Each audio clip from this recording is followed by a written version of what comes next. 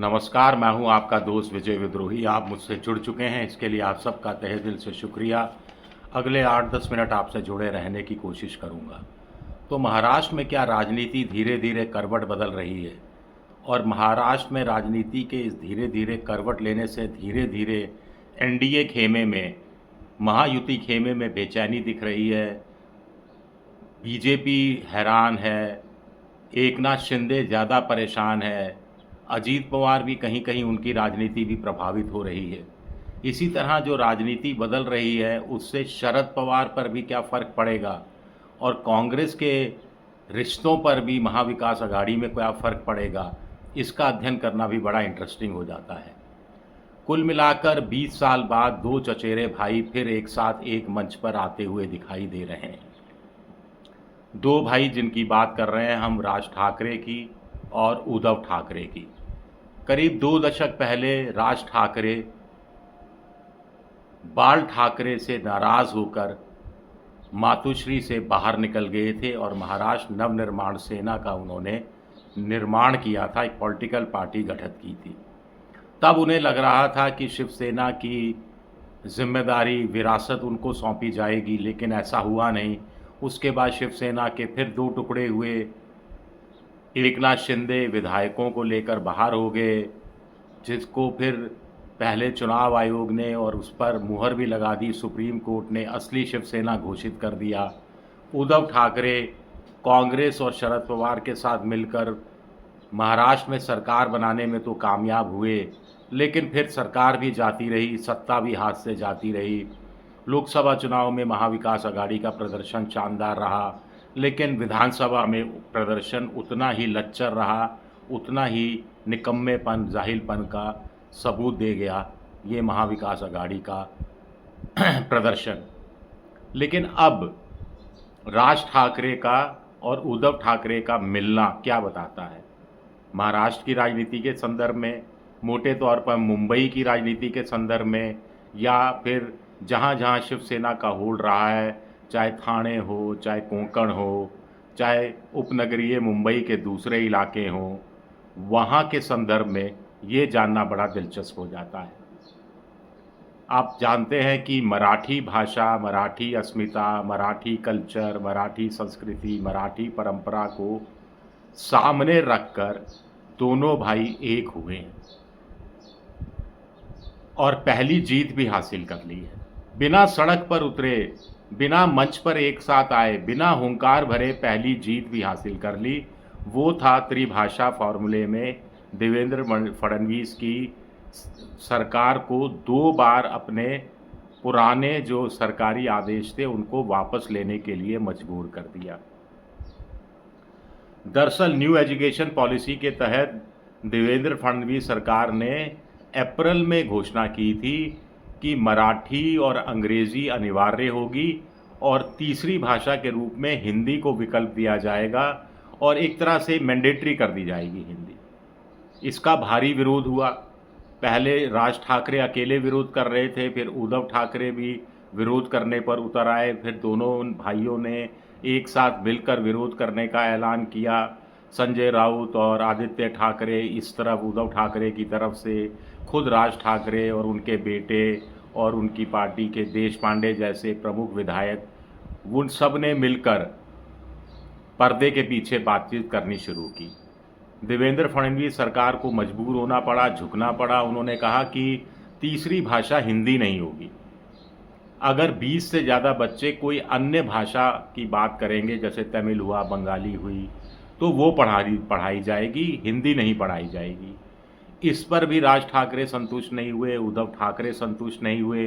तो कहा गया कि पहली दूसरी कक्षा के बच्चों को हिंदी की पाठ्य पुस्तकें नहीं दी जाएंगी, उनका कोई रिटन टेस्ट नहीं दिया जाएगा, सिर्फ खेल खेल में वर्कशॉप के रूप में हिंदी पढ़ाई जाएगी।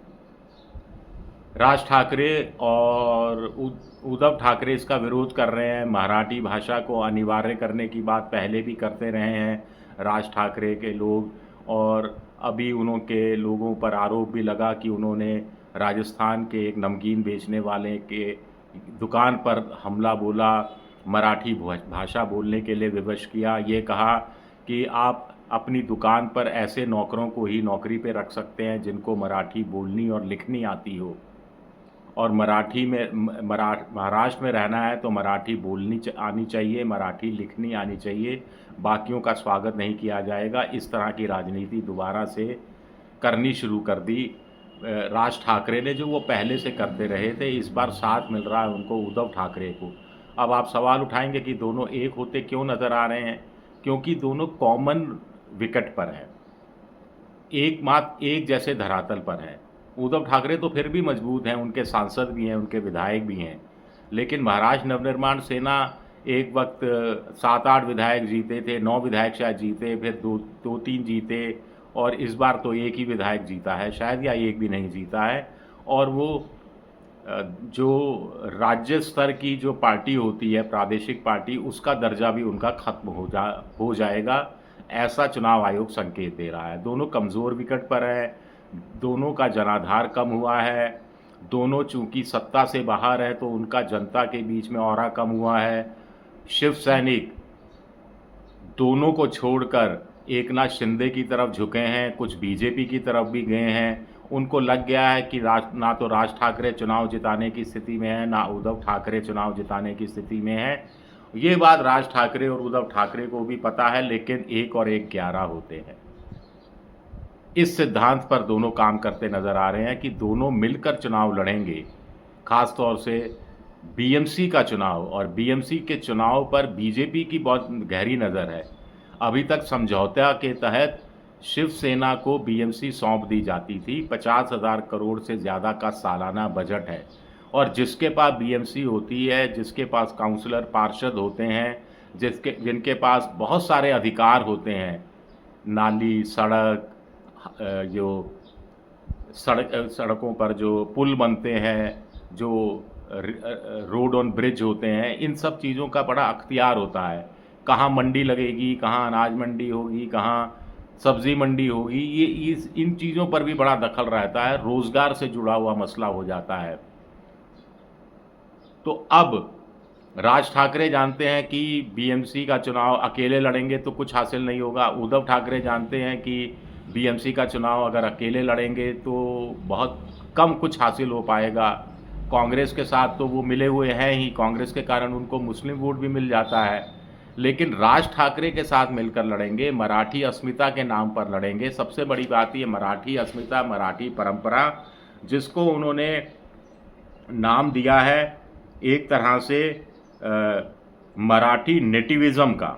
मराठी नेटिविज़म यानी मराठी मूल निवासवाद या मराठी स्वदेशवाद का नाम दिया है। बीजेपी जो बात कर रही है वो बात करती है राष्ट्रवाद, हिंदुत्व की, और राज ठाकरे कह रहे हैं हम हिंदू हैं पर हिंदी नहीं है। उद्धव ठाकरे कह रहे हैं कि हिंदुत्व की बात वो नहीं करेंगे, वो मराठी और बहुजन हिंदुत्व की बात करेंगे।